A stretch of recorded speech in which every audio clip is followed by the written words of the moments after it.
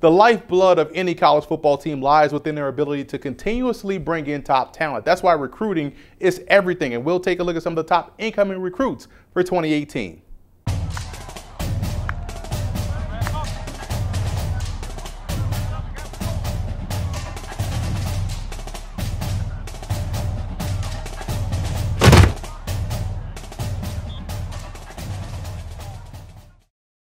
We'll get this thing kicked off with the Alabama A&M Bulldogs recruit Cam Hicks. The 6'4", 230-pound defensive end is one of the more lengthy defensive linemen that you'll see. His length at the position can create all sorts of problems in a running game, in addition to being able to be a disruptive pass rusher. Now, the second part is definitely key in the SWAC as everyone throws the football, but the first part is what can make you a potential all-conference player by the time all is said and done.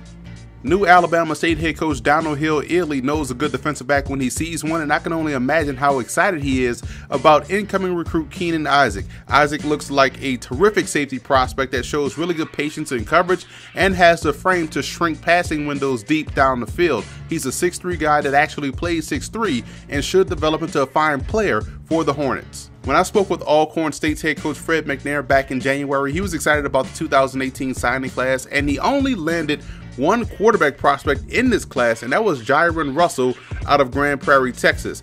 Russell does a fantastic job of keeping his eyes downfield and has solid deep ball accuracy. He's going to get some great coaching with the Braves that'll help him round out his game as he moves on. In addition to his passing skills, Russell also has the ability to be a threat on the ground as well, as we've seen over the last 3 to 4 quarterbacks the Braves have had, that's a big part of playing the position within their offense.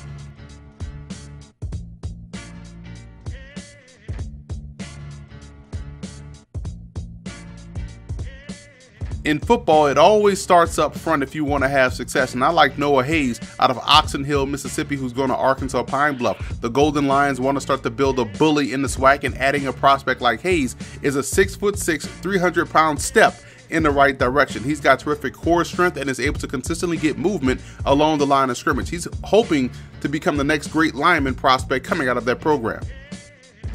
Now, I'm old enough to remember what Grambling State head coach Broderick Fobbs looked like as a tailback for the Tigers, and that's who Kelin Elder reminds me of when I watch him run the football. He's such a fluid runner with breakaway speed, and if you're looking for a more contemporary comparison, think Felix Jones, the former Arkansas Razorback and Dallas Cowboy. Elder is going to be an impact player for the Tigers and could see time early in that backfield. In my opinion, he's a special talent. Jackson State's head coach Tony Hughes brought in a new offensive coordinator in Hal Mumme, and we all know that Mumme likes to put strain on opposing defenses in the passing game, and one way to do that is by having an H-back tight end wide receiver hybrid like DJ Stevens, and that's a matchup problem for both backers and safeties. Now, he's sturdily built at 6'3", 225, and he has absolutely no fear going over the middle of the field and does a great job of working through contact to make the reception. He's going to be a problem to cover during his time in the SWAC.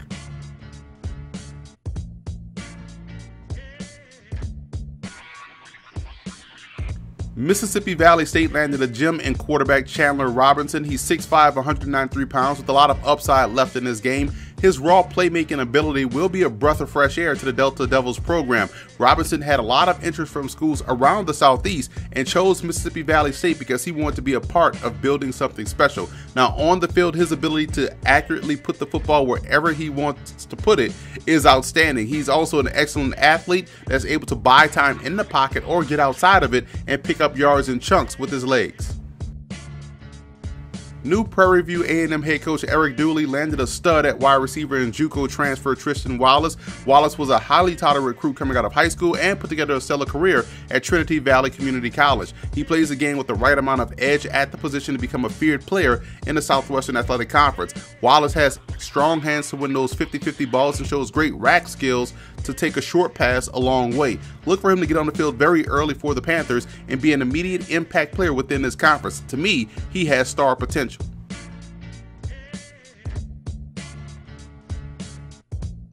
Southern Jaguars head coach Dawson Odoms gets his hands on a highly touted offensive lineman from Hahnville High School, which is nearby New Orleans, in Larry Dixon, who stands 6'4" and weighs 330 pounds. Dixon is going to get excellent coaching at Southern, as I know offensive line coach Chennis Berry is a great developer of talent at that position, and we've talked before about how it all starts up front in this conference, and in order to win in the SWAC, you have to be very good up front.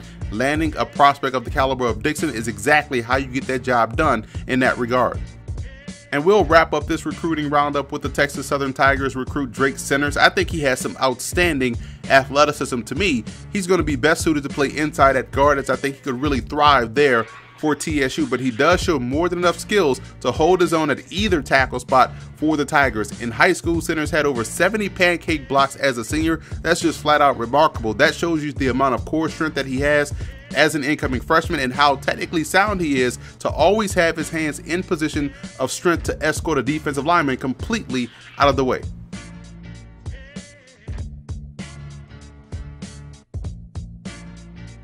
So that's a wrap from Football Game Plan's FCS Kickoff. Be sure to follow us on all of our social media accounts, and don't forget to check out and subscribe to the FCS Opening Drive podcast on iTunes and also on SoundCloud, where Dave Hashagen and myself dive deeper into the world of the FCS. And don't forget to subscribe to the Football Game Plan Network on YouTube, where you can find all of our FCS video content at youtube.com/footballgameplan.